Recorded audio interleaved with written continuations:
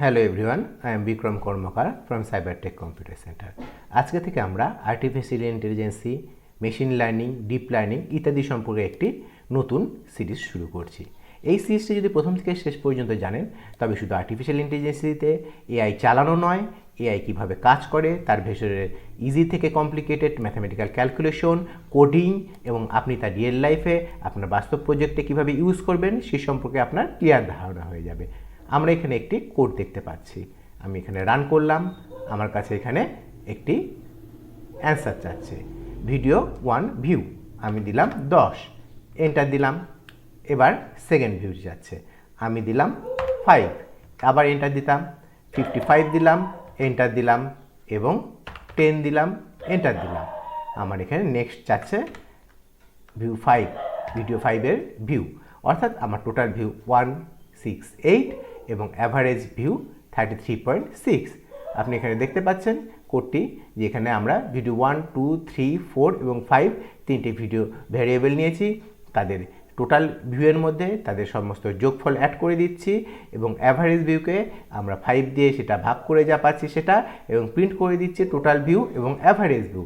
অর্থাৎ এখানে অ্যাভারেজের মাধ্যমে আমরা একটি ইউটিউব চ্যানেলের ভিউয়ের সংখ্যা এবং তার অ্যাভারেজ ক্যালকুলেশন করছি।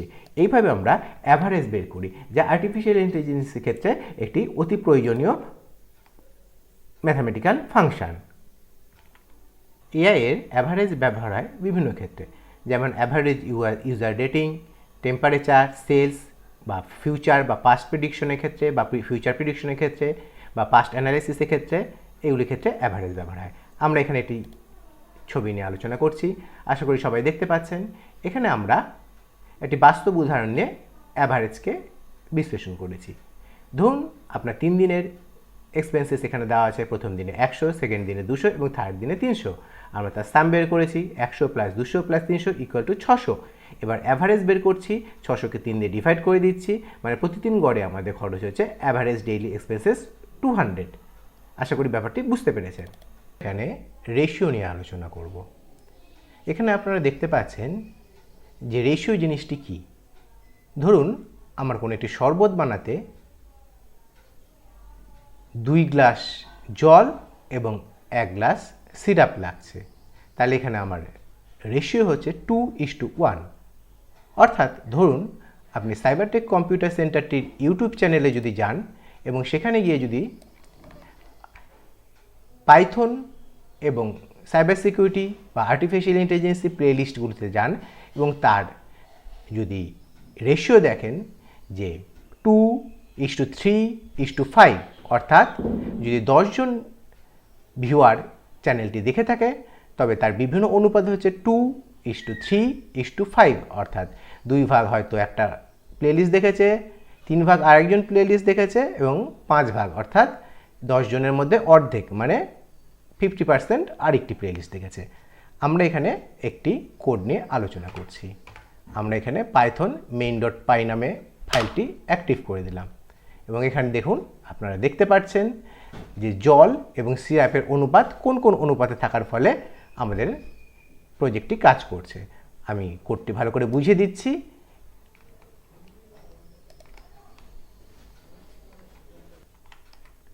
আমরা এখানে কোডটি দেখতে পাচ্ছি। এই কোডটি রান করার আগে আমাদের পিপ ইনস্টল ম্যাটপ্লটলিবটা ইনস্টল এই কারণে প্রয়োজন যে এটি একটি লাইব্রেরি যেটা পাইথনে ইনবিল্ট গ্রাফিক্সকালি চার্ট দেখানোতে ইউজ করা হয়। এখানে আমাদের অনুপাত দিয়ে দিচ্ছি জল এবং সিরাপের 2:1।